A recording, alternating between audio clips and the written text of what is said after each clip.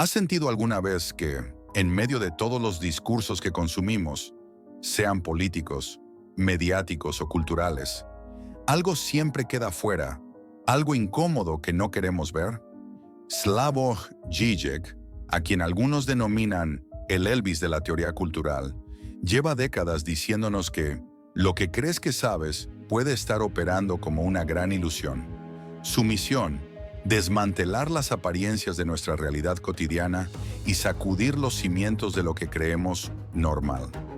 No se trata de otra teoría conspirativa. Žižek es un filósofo inclasificable, un amante del cine de Hollywood y la cultura pop, que mezcla psicoanálisis lacaniano, marxismo y provocación mediática para mostrarnos lo que sucede en nuestro trasfondo psíquico. Su mensaje: por muy conscientes que creamos estar, siempre hay un punto ciego que nos manipula y que a menudo nos produce un secreto placer. Esto para él resulta más peligroso que cualquier manipulación evidente. Slavoj Žižek nace en Ljubljana, Eslovenia, entonces parte de Yugoslavia, en 1949, en un entorno marcado por el socialismo yugoslavo y la filosofía europea del siglo XX. Su trayectoria despega al introducir el psicoanálisis lacaniano en el análisis político, cultural y fílmico, ganándose la fama de showman de la teoría. Es famoso por su estilo irreverente. Mezcla referencias a la filosofía más densa con ejemplos de películas de culto, Matrix, Titanic o incluso la saga de superhéroes de Marvel, y suelta bombas conceptuales en entrevistas y seminarios que se vuelven virales. No se limita a un análisis formalista, sino que recurre al marxismo, la cultura pop y la filosofía continental, de Hegel a Heidegger, para desentrañar cómo funciona la ideología hoy en día. Lo hace además con un sentido del humor particular, lleno de gesticulaciones y chistes que le han otorgado un carisma mediático inusual para un filósofo. Ideas centrales y visión filosófica. La ideología como ilusión necesaria. Para Žižek, la ideología no es solo propaganda que nos engaña, sino una estructura inconsciente que moldea nuestra realidad y orienta nuestra conducta, inclusive cuando sabemos que algo es ficticio. No se reduce a un conjunto de creencias que abrazamos ciegamente. Es más bien lo que practicamos, aún reconociendo su carácter ilusorio. El ejemplo típico de Žižek sería: sé que esto no es completamente cierto, pero actúo como si lo fuera. Ese autoengaño es precisamente lo que mantiene en pie costumbres, instituciones y la aparente normalidad cotidiana. La ideología es aquello de lo que creemos estar libres, justo en el momento en que más nos domina. Incluso si sabemos que algo no es verdad, seguimos actuando como si lo fuera, y eso es lo que hace que la ideología sea tan poderosa. El trasfondo de esta idea es que, según Žižek, cuando creemos habernos liberado de toda manipulación, solemos estar atrapados en un nivel más sutil de la misma. La ironía es que nos sentimos despiertos justo cuando más obedecemos las dinámicas ideológicas de la cultura y el poder. El Big Other y la función del sujeto. Bebiendo de la tradición psicoanalítica lacaniana, Žižek expone el concepto del Big Other, gran otro, simbólico. Esa instancia anónima que abarca sociedad, cultura y familia, y que sirve de referente al sujeto para no enfrentarse al abismo del sinsentido. Creemos actuar con total autonomía, pero en realidad obedecemos los imperativos culturales y el discurso dominante sin advertirlo. Por ejemplo, al ejercer tu derecho a voto, puedes imaginarte completamente racional, pero estás atravesado por campañas mediáticas, expectativas familiares, miedos colectivos y fantasías sobre el líder que nos salvará. Los deseos que creemos más puros están, en el fondo, manufacturados por la mirada invisible del otro. En suma, la libertad individual que presumimos tener está condicionada por un entramado simbólico. Para Žižek, la verdadera subversión comienza al reconocer el rol del Big Other y la forma en que éste codifica nuestros deseos. El goce, jouissance, y la perversión del deseo. Tomando de Lacan la idea de jouissance, Žižek destaca que el poder no consiste solamente en reprimir, sino en producir deseo y crear un goce que nos ata al sistema. Muchas veces acatamos normas o discursos no por miedo a un castigo, sino porque encontramos un disfrute inconsciente en ese proceso. Consumimos publicidad, redes sociales y política, no solo por obediencia, sino también porque nos da cierto placer, aunque sea un placer culposo. No hace falta un tirano cuando tu propio deseo te hace rehén de un sistema. Nuestro problema no es que estemos atrapados, sino que a menudo encontramos un goce secreto en estar atrapados. La perversión aquí se refiere a que, lejos de ser víctimas pasivas, participamos activamente en la reproducción de la ideología. Nos quejamos de las imposiciones, pero seguimos sacándoles un placer inconsciente que nos retiene. Relación con el presente. Ejemplos y reflexiones. Zizek y la pandemia, la oportunidad perdida. En su libro Pandemic, 2020, y en otros artículos, Zizek planteó que la crisis del COVID-19 desnuda la fragilidad de nuestras estructuras globales. Para él pudo haber sido la ocasión ideal para repensar el capitalismo y la solidaridad internacional. Sin embargo, en lugar de un cambio radical, muchos gobiernos endurecieron controles y adoptaron una lógica de excepción bajo la excusa de la salud pública. Mientras Giorgio Agamben describe cómo el estado de excepción se vuelve norma, Zizek añade que la gente no solo obedece, sino que encuentra alivio al delegar la responsabilidad en una autoridad que dice, sé lo que debe hacerse. Esa obediencia puede ser placentera, pues nos libera de la carga de asumir riesgos. Zizek concluye, la verdadera amenaza de la pandemia no era el virus, sino cómo nos entregamos sin condiciones a la idea de que todo se puede regular por un poder superior, y disfrutamos de esa tranquilidad. Los cancelados en redes, nueva censura o goce colectivo. Zizek también señala que la cultura woke, las guerras culturales y la polarización online generan posiciones de goce donde nos sentimos moralmente superiores y reclamamos la censura inmediata de quien consideramos el otro equivocado. Esto, según él, no difiere tanto de una caza de brujas, pues moraliza la exclusión y la violencia simbólica. Diferencia con la censura clásica. Antes, un gobierno imponía represión verticalmente. Hoy, gran parte de la exclusión se legitima colectivamente en redes, bajo la creencia de que protegemos algo valioso. Para Zizek, esa rebeldía puede ser otra forma de ideología, sostenida por el placer de humillar a la voz disidente, camuflada de justicia social. A menudo nos parece que luchamos contra la opresión, pero no vemos que estamos participando en la misma lógica de disfrute al condenar a quien, secretamente, nos place ver humillado. La paradoja es que, si antes la censura requería un ministerio o un decreto, ahora la propia comunidad digital es la que pide castigos y bloqueos, justificando la represión como un acto legítimo de virtud. Hannah Arendt, la banalidad del mal y la superfluidad. Arendt explicaba que el mal puede instalarse de forma burocrática y normalizada, como en los regímenes totalitarios. Zizek coincide en que el sujeto puede estar en medio de estructuras aparentemente impersonales que cometen injusticias. Pero da un paso más con el psicoanálisis. Participamos con cierto goce. No es solamente la banalidad de Eichmann firmando papeles. A veces, la gente se siente moralmente resarcida al cumplir órdenes que excluyen a otros. Creemos que el mal es un acto individual monstruoso, pero el verdadero horror es la cotidianeidad complaciente que perpetúa la injusticia. Jean Baudrillard, la simulación. Baudrillard hablaba de un universo de signos y pantallas que vuelve difusa la distinción entre lo real y lo ficticio.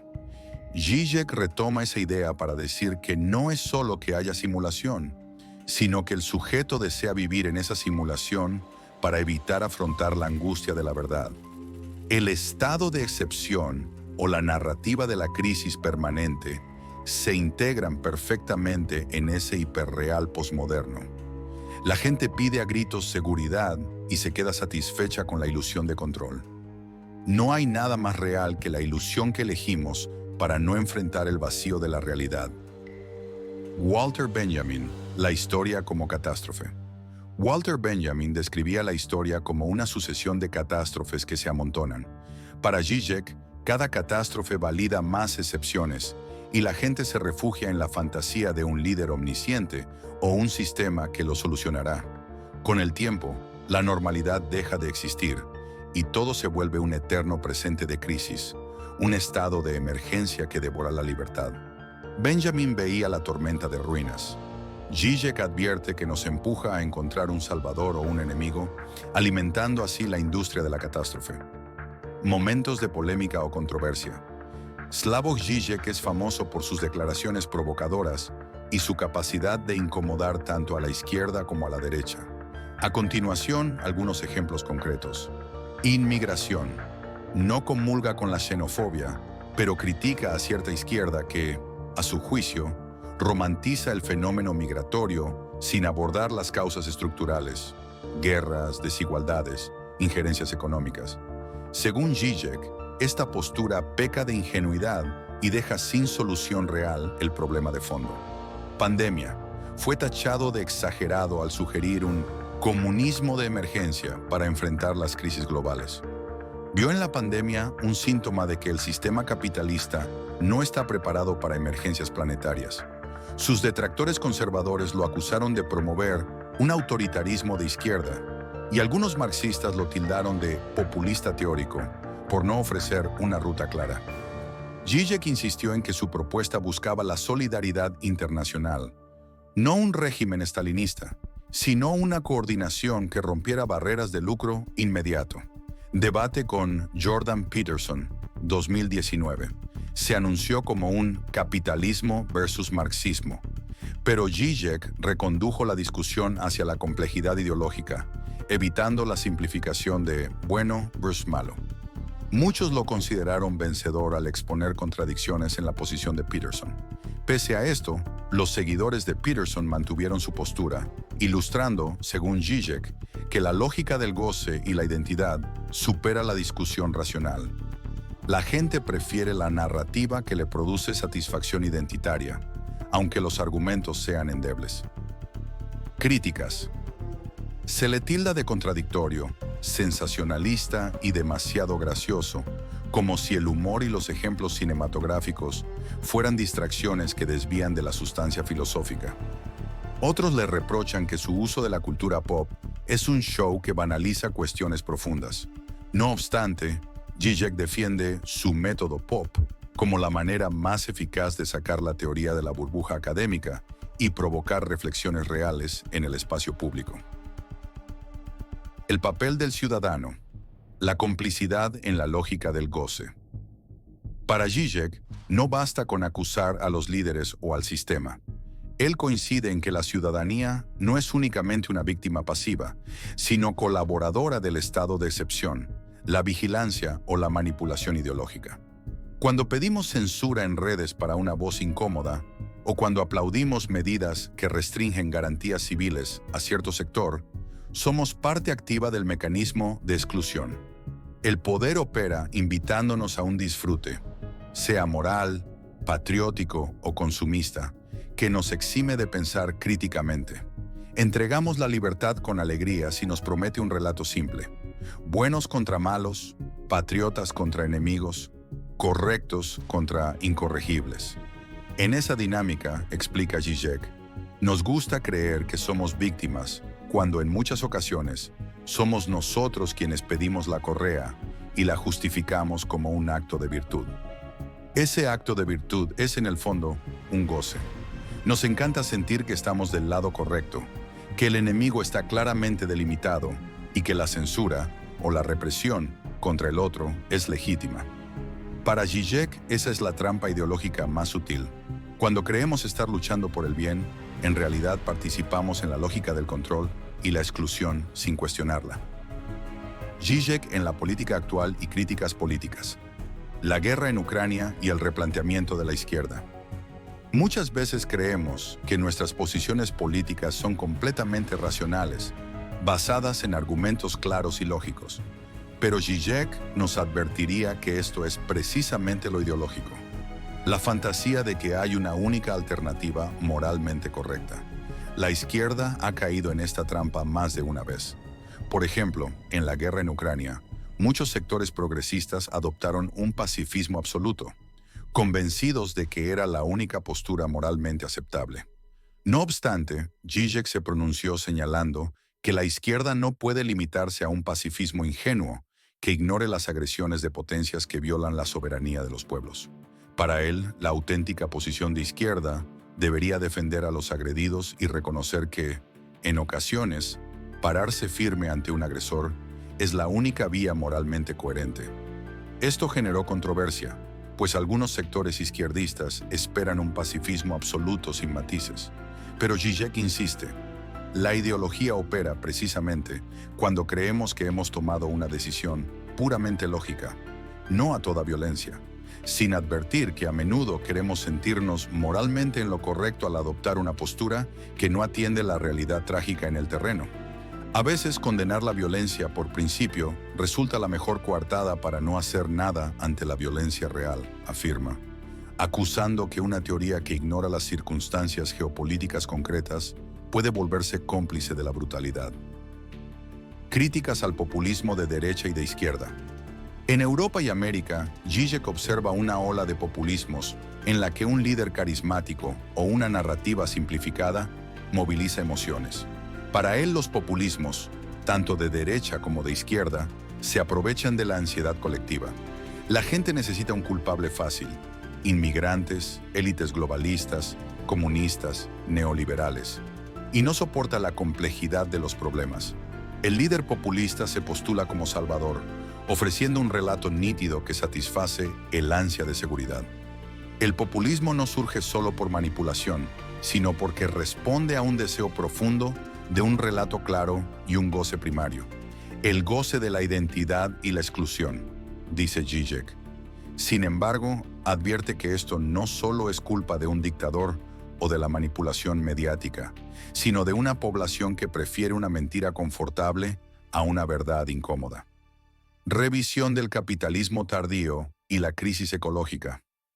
Zizek advierte que el capitalismo tardío enfrenta el colapso climático y crisis de desigualdad creciente, pero la respuesta institucional suele ser paliativa, sin abordar las raíces del problema. Propone un movimiento radical que no sea solo un parche verde, sino que confronte las fantasías de crecimiento infinito.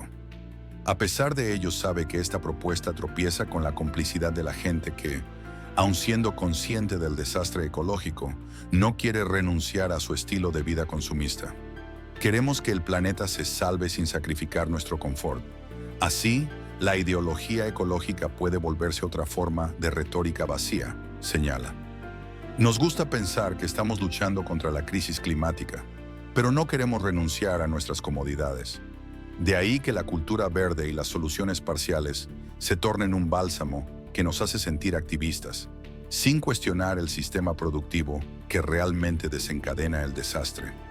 Nos encanta adoptar una conciencia ecológica responsable, siempre que no afecte demasiado a nuestro día a día. La ideología triunfa cuando nos convence de que cuidamos el planeta, sin obligarnos a abandonar la fantasía de un crecimiento sin límites. Diferencias entre el estado de excepción legal y el excepcionismo digital. Imagínate un golpe de estado en el siglo XX.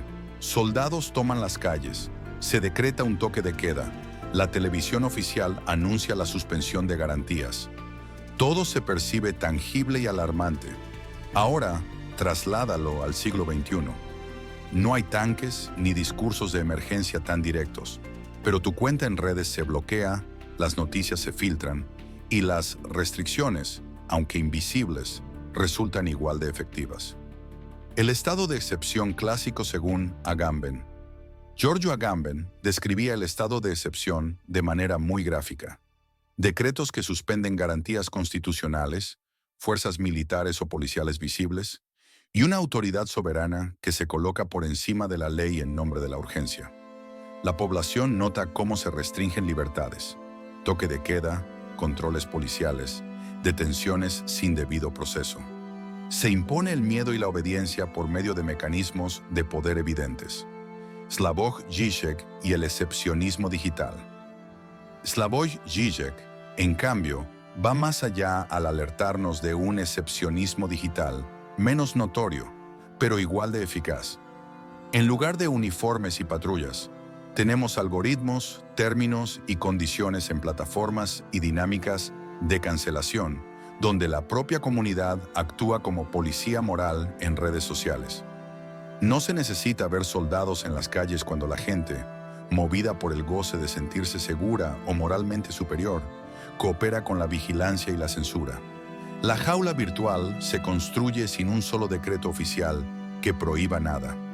Basta con que los usuarios asuman que ciertas opiniones deben suprimirse y la tecnología facilite ese proceso. El estado de excepción clásico exige un comandante y un ejército.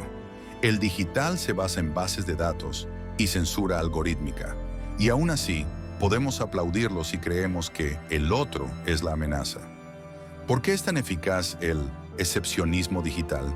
Invisibilidad. Nadie te pone un arma en la cabeza. Lo hacen los términos y condiciones de una plataforma que, al aceptarlos, te privan de derechos que dabas por obvios. Libertad de expresión, acceso a comunidades. Como no hay imposición física, el peligro se vuelve menos tangible y la gente lo asume con naturalidad. Autovigilancia y goce. Los propios usuarios vigilan y denuncian, legitimados moralmente. Slavoj Žižek señala aquí la trampa del goce. Es placentero sentirse justiciero y castigar al enemigo, sin advertir que perpetuamos un control invisible. Nos parece civilizado, pero cumple la función represiva que antes ostentaba un gobierno autoritario. Sin fecha de caducidad, a diferencia del estado de excepción legal, que se decreta y en teoría se levanta, las políticas de censura digital y los algoritmos de moderación se renuevan indefinidamente, con escaso debate público. La gente asume que es normal y no cuestiona la extensión y el alcance de dichas prácticas. Relación con la lógica de la urgencia. En la versión digital no siempre se proclama una emergencia formal. No obstante, la retórica del peligro, fake news, discurso de odio, contenido dañino, genera un estado de alerta que motiva a la población a exigir más restricciones tecnológicas, sin advertir que se está normalizando el control. Para Žižek, esto ejemplifica el deseo de sentirse protegido y moralmente correcto, un goce, que legitima la censura. Mientras el estado de excepción clásico se apoya en la imposición visible de poder, decretos, tanques, el excepcionismo digital florece en la colaboración voluntaria de una comunidad que cree defenderse del caos, cuando en realidad refuerza un sistema de vigilancia y exclusión que Žižek describiría como un goce secreto.